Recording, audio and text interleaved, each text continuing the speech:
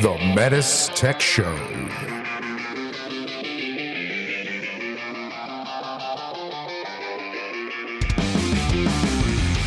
Welcome to the Metis Tech Show, a show for HVAC professionals by HVAC professionals. I like how you guys bounce back and forth between heat pump talk and food talk. The Metis Tech Show. Mitsubishi. Welcome, everybody, to the Metis Tech Show. This is our special New Year's Eve episode. Yeah. And we're not going to get too deep in the technicalities of things. I think we're just going to keep this light. And what we thought we'd do, rather than have a new topic, is we thought we would just splice together a best of, Yeah. or highlights, or year in review, 2025 whatever you year want to in call review. it. We had a lot of topics in 2025. Probably at least 50 anyway. Because Just about. I don't think we missed a week, other than we said we're going to not do it for Christmas, but I don't think we missed a week. So I don't think there's so. 50 different topics up there. We started off, Brent, we were talking earlier, I think it started off with A2L Yeah.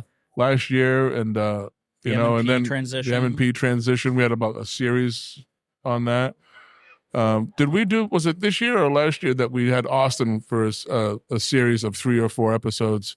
That's a The good question. TSA call. See, they all That was blend last year. together. Yeah, it might have been last year, but those were helpful. Those were great. Yeah. The thing with this year was we had so many product launches, or upcoming product launches, that a lot of the second half of the year was talking about what's coming. And so next year it'll be nice because a lot of those products will be either releasing or have been released, and so that will be nice. Yeah, so this actually came about, and that just happened to be something that I kind of noticed when I was going through the install manuals for the multi-position air handlers. And what we actually found was it was causing issues in the field too. It was kind of an overlooked part of the installation of a multi-position air handler. And that is that depending on your orientation of that air handler, you need to move that refrigerant sensor. Right. It comes mounted for upflow. Yep. Right. If you're going horizontal right, if you're going horizontal left, or if you're going downflow, you need to move it. And I think the important thing here is if you're going horizontal left, the sensor now is underneath the evaporator coil. Correct. And that could drop water on it, and water on an electronic component, no good. Right. So you need to move it. If you're going horizontal right, it's going to be on top. That's what I did at my house. But you still need to move it so it detects a refrigerant leak. You're not so much worried about water, but it still has to sense the refrigerant. If there's a leak and the fan's blowing, it needs to be in that airflow path. Right. Yeah. You may not get the sensor error because the sensor fails because water's dripping on it, but now you're not accurately sensing the airflow. Right. Where it's located when you're horizontal right, it's not downstream of the coil. It's basically right in line with the coil. So if there's a leak and you've got air pushing it into the ductwork, sensor's not going to see it. So we got to relocate that to basically where the supply plenum takes off. There's depends on the type of unit you have. If you have the SVZ, you're essentially in the install bag. There's this little metal bracket, and that metal bracket gets used. You take the sensor out of its current location, put it in the bracket, and then that bracket will clip on to there's a little lip essentially right where the top of the SVZ is, and it's going to clip on the bottom side. So if you go horizontal left, it's going to go on the bottom side of that coil, horizontal right, bottom side of that coil, and it's just clipping in. Yeah. And the time to do this is when you unpackage it before you attach the plenum to it.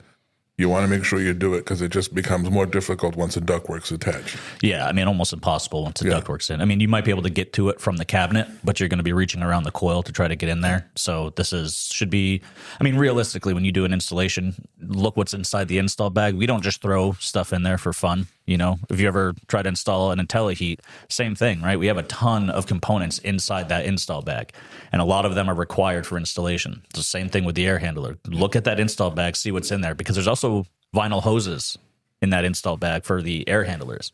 Because if you go horizontal left, I believe it is, you need to reroute the drain water.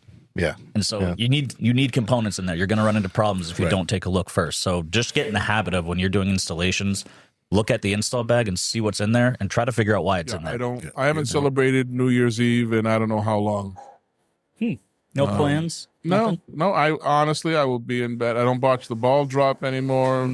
I will be in bed probably by 10:30 at the latest. I'll probably get up around 6, Yeah. you know, and it would just be another day. Yeah. I'm actually off that week, so I got to figure out what I'm going to do for the whole week. There's plenty of stuff to do. I got rooms to paint. Yeah. New Year's Day is always kind of gloomy because the holidays are officially over Yeah. and there's no work. There's nothing to do. Everything's closed. You're just kind of like, all right, The rest, hang out. the rest of your family goes to bed early. No, it's funny. My kids wanted it when they were little. My son, I think they were like 5 and 8 or 5 and 9, Yeah. and they wanted to stay up for the new year, right? Well, I went to bed. My wife stayed up with them. When midnight hit, they said, "What? That's it?" They were expecting something to happen, like it all of a sudden the sun comes out, the fireworks go off, something happens. Like, that's it. Nothing happens. Like, no, that's it. It's just like any other night. It's the same thing. But I love what you said when you started talking, Buddha, about putting half the units in fan and half the units in cooling. Well, for us, I mean, as techs, I mean, it's just way faster. I mean, some people will tell you put each one and wait 5 minutes. Now you got 12 units. That's, you know what I mean? 1 hour you're waiting to say, no, just put half. Yeah, just put half in fan. And then I'll be like, okay, wait, if 2 look like they're bypassing, let's just focus on those 2. You know what I mean? Yeah. Yeah, that's That's a good genius. point. Yeah, almost cutting the units in half, which you have to actually look at. And then usually when we add gas, I'll just tell them my kind of rule of thumb is, okay, do you really want to add the charge because you are low? And I usually tell techs is have 1 tank per chassis. So if you're at a single, you better have 1 tank. If you're at a triple and you need gas, if you only have 1 tank, we're not going to, I'm almost guaranteed we're not going to make it. No, But if I was to look back on 2025, I would say A2L dominated everything. Yeah. That was a big one. It was We did the 2 in the beginning of the year. And then one halfway through what we've and then we learned. did what we've learned. Yeah. Well, maybe So, 3/4 of the way through, but Yep. there's a lot out there, different products. You got the Talk list. A2L sensors. You look at we did one just on sensors. We had Don Gillis on to do an A2L update. Yeah, for the myths and the lies you keep hearing, Yeah, it'll trying dispel to- those. trying to explain mitigation charts on Yeah, a the A-min podcast. estimates. Amen. You know what would have been really helpful if we had it on video. Yes. So we transitioned to video this year. That's another new when it development. works. And sometimes it doesn't work, but we try. Yeah. We did a bunch of things. And the next thing we're going to talk about, and we're going to go to the smart multi now, and what are the steps that happens once it senses refrigerant, right? Yes. Yeah. So there's just, this is something we've talked about in the previous podcast, but I just think it's nice to kind of have it all laid out now that we've actually been able to see it happen and test it. So basic steps.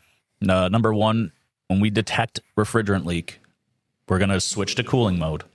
And then SV4 is going to de-energize. SV4 is our liquid line solenoid valve. Then the compressor is going to start. The system's going to begin to pump down. And what it's doing is it's looking at 63 LS, which is our low pressure transducer, and it's looking for it to hit 30 PSI. Once we hit 30 PSI, SV5 is going to de-energize. And then after about a minute or so, the compressor stops. The fans will blow for another minute or so, and then that shuts off. And you're pumped down, and all the refrigerant is in the outdoor unit. You got it. Yeah, so that's the plan, right? We're just pumping down that refrigerant to the outdoor unit. Now, what's actually cool is in class one time, I had the Smart Multi operating, and I actually unplugged one of the sensors. And while I did that, we also had the dip switches on SW4 set to look at the low pressure. And then I So had you got to them, watch everything. I had them with a meter looking at SV5, which is our gas shutoff valve. And as it came down, we were watching that pressure come down during the pump down. And then almost as soon as it hit 30, you hear a click, and then the voltage dropped out. That's cool. So, So we is actually this- got to verify how that So works. I'm a little confused. So I'm probably the only one.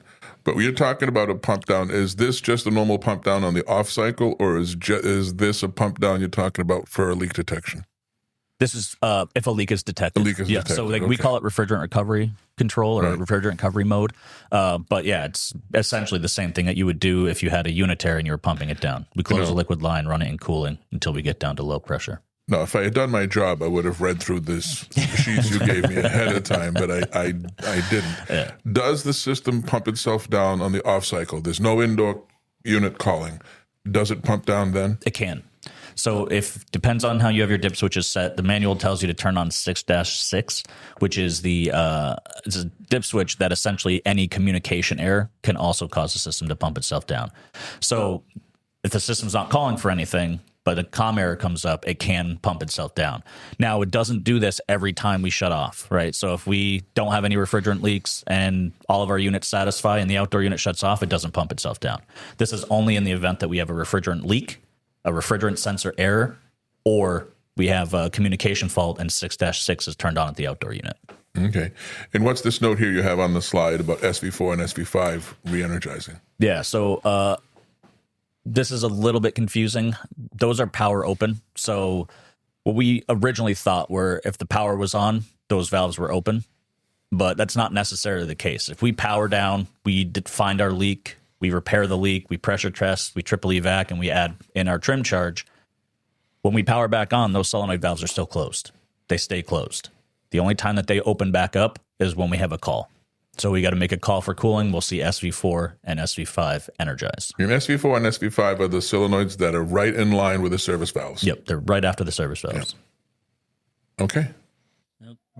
Now, looking into 2026, what are some things that we can have our listeners look forward to with upcoming podcasts and New products. forecasts? Yeah, It's the going to new- be loaded with new products, new air to water. Yeah. Maybe at the tail end of 2026, we'll start talking about water to water. Let's see, Yeah. see where that We goes. got we got an e-chiller. We got an e-chiller coming out sometime next year, probably towards the end of the year, late summer, early fall.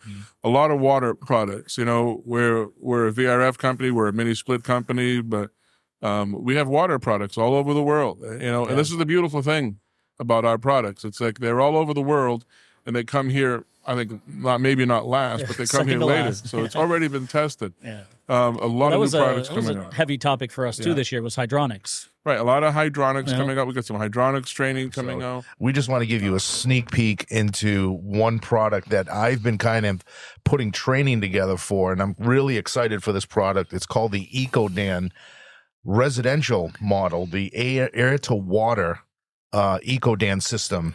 And that is basically a heating system, heat pump heating system, domestic hot water system, or chilled water system. Yeah. It can do So- domestic hot water. Yep. It can heat. It can provide hot water to baseboard, to radiant panels, towel warmers, you name it. You can go to a hydro coil, you know, Yeah. and with chilled or hot water. Sky's the limit. There's a ton of inputs and outputs. And let's talk about the components first. We have an outdoor unit, kind of looks like a P series unit, and I'm really excited about the color of this thing when Yeah, I it looked looks at it. really It's like sharp. a dark gray, Yeah. little different than what we're used to with the typical tan. We call it a tan color that we. I don't know. that I our call it an Mitsubishi- off-white. Yeah, but it looks like a P series outdoor Months of unit. light. Yeah. Basic P series boards in the outdoor unit. And there's also an indoor unit, which is also called the Hydro Box. The hydro box. And this is self-contained. It has all of the components that you would find on a boiler or domestic hot water system. It's got your built-in expansion tank inside of this hydro box. And if you were looking at this hydro box, I'm just going to give some rough dimensions. It's probably about 2 feet by 3 feet by 2 feet deep. It looks like I know there's many different brands, but I've always called them Palomo packs. Yes. The little hot water heaters that go on, Yeah, I on the remember wall. that. I used to work on the on-demand. Paloma packs. Yeah. The instant hot water heaters. It Yeah. reminds me of one of those. And a lot of boilers now are going on walls like that. You know, you don't see a lot of the newer boilers don't go on the floor. They hang on a wall and they're sidewall vented and things like that. So that's what it reminds me of. It's a refrigerant split, which unlike other products that are out on the market like Monoblock, which we will be at some point bringing in from Europe in the future. But this one's a refrigerant split, which is really important for our market in the Northeast. We want we want that water inside the building. We don't want it outside, going outside to the condensing unit. The heat exchanger is in the hydro box inside the building. So that's huge. That's going to help with, preventing freezing. Yeah, so refrigerant comes from the outdoor unit to the indoor hydro box. There's a heat exchanger in there. It's going to exchange the heat to a Yep. water circuit. Right. That water loop is then going to go either the baseboard or a radiant floor or a towel warmer. And it's also going to go into another heat exchanger inside a water heater, sort of like a tube and shell type of thing. Indirect. Indirect. Yeah, indirect. We did another Halloween Oh, the episode. candy. Yeah, you did one with the Canadians. Yes, Just Canadian for chocolate Halloween. Halloween. I enjoyed that. That was fantastic. Yeah, I didn't know that all the candy in Canada comes with a Molson. And some kind of nut. Yeah, And they don't Watch know that what back. I'm like, candy I don't know what corns are. nuts. it's which a good shocked thing. me. It's a good thing because candy corns is the most disgusting thing there is. All right. So, first one I found was a coffee crisp. Classic. Yeah, classic. Is that good? First thing, when my daughter gets a bucket of candies, the first thing I do is go through the bucket and pick those ones out. And that's That's your favorite. that's the first And one I'll How eat. about that? There's an interesting fact that we just found out. So we've been eating coffee crisp since I was a kid, and then just the other day we were going to give it to our son. I think it was, or my daughter, and someone said, "I think there's coffee in there," and I'm like, "There's no way." And I looked at the ingredients, and there's a little bit of coffee. Oh, wow. And the coffee crisp. So caution to all the younger viewers: don't give them to your kids, or you can have them for yourselves if you're in So Canada. that was my excuse. I didn't even read that, but that was my excuse to not give it to my daughter. There you go. I just told Because her of the that coffee? It has Yeah. coffee. Yeah. Safety concerns, health concerns. I got to eat this. I'll take it for the team. So I wasn't lying. Good. Yeah. So for next one, Paul, make sure you stay up late, 1 a.m, cook up some breakfast for you. You got a Weber slate, so you 10 should be o'clock. out there. New Year's Eve, it'll be 7 degrees outside. I'm not going to be on the slate. I'm going to tell you that right now. I will be in bed by 10. Don't wake me up. Oh, come on. I go I'm serious. to every year. I go to this restaurant. It's in close to where I grew up in Sunderland, and the reason I go there is because the guy who owns the restaurant was actually one of our sales guys at the company I was an HVAC tech at. He was one of the sales guys, and then he was there for maybe like 3 months, and then he got this opportunity to take over this restaurant that he grew up working at. And so he jumped right on it, and now he runs this. It's a like high end, really nice. You pay for the plate. It comes with the courses. Last year was the first time I had duck wings. You had duck wings on the menu. I've never had Fantastic. duck. It's like chicken wings, but made out of duck. Now, Oh, my I don't know if this is fantastic popular all restaurant. over the country, but Chinese food on New Year's Eve. Yep. Yeah. Well, you got to order early though. It's packed. Yeah. Yes. So That's a tradition thing. I have good friends. I mentioned this before. Chinese restaurant in my town.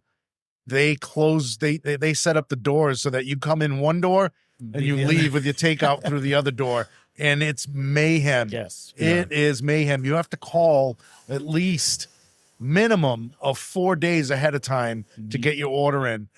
And I watched. Me and my wife sat at the bar in the restaurant as this all was happening. And they told us, they said, no one's working the bar, so you're on your own, Yeah. because everybody's so busy. Yeah. But people were walking in off the street and they're like, yeah, I'd like, a number 4, whatever. And they're like, did you place the order already? And they're like, no, I'm ordering right now. Yeah, Okay, I it's get going to it. be 6 hours. Yeah. And they're like, what? Are you kidding me? Like Yeah. that. But I don't know if that happens all over the It country. is. But It's traditional thing. That- And Christmas Eve is another big. I'm sorry. Christmas Day. New Year's Eve. Christmas Eve is another big one for Chinese food. Yeah. I get But they're that- I don't know what walking day out it is. with cardboard boxes of food. Yeah. It's Yep. not just a couple of bags. No. It's 2 things. Really? Two Yep. things that make You're not in New the England part of the country. Chinese food different and better than anywhere in the country. I know one of them. The duck sauce. Oh, really? We do duck Okay, sauce so that's different. I'll agree with you on that. So 3 things. I don't like Duck sauce, chow mein noodles, Yep. which are made in Fall River, Massachusetts. Yeah. And people are fighting to get those noodles. Yeah. Like I heard the whole story on that, and the fried rice.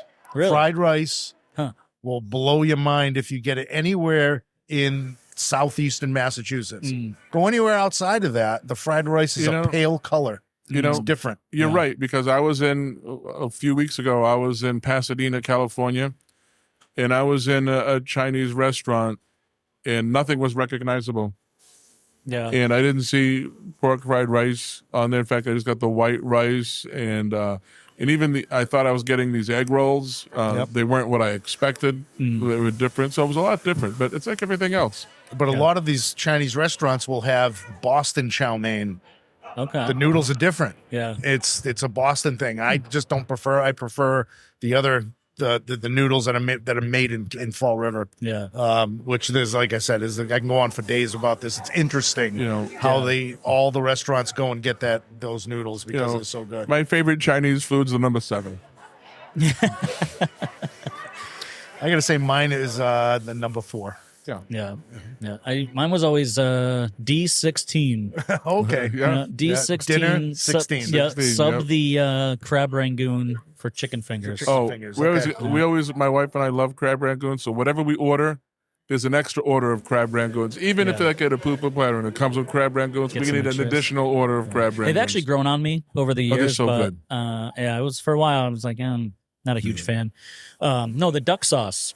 And I don't know exactly where, but I guess somewhere in the New England area, they changed the way that they do duck sauce. They use apricots as part of it. So that's why, like in New England, if you get duck sauce, a lot of times it's almost like a pale orange color, depending on where you go. Where if you go like down south or if you're like out in the western areas, it's more of like a reddish color. It's because they use apricots to make their duck sauce. You guys know how I feel about sauce. I don't do sauces. I don't do duck sauce. I don't use the mustard, none of that stuff. All right. Well, thank you guys. Happy New Year. Yeah, thank you for listening for this year, and we hope you listen next year as well, and tell your friends about us, and email us. We don't get enough emails. Somebody besides Nick, send us an email. Yep. Let us know what you want to hear.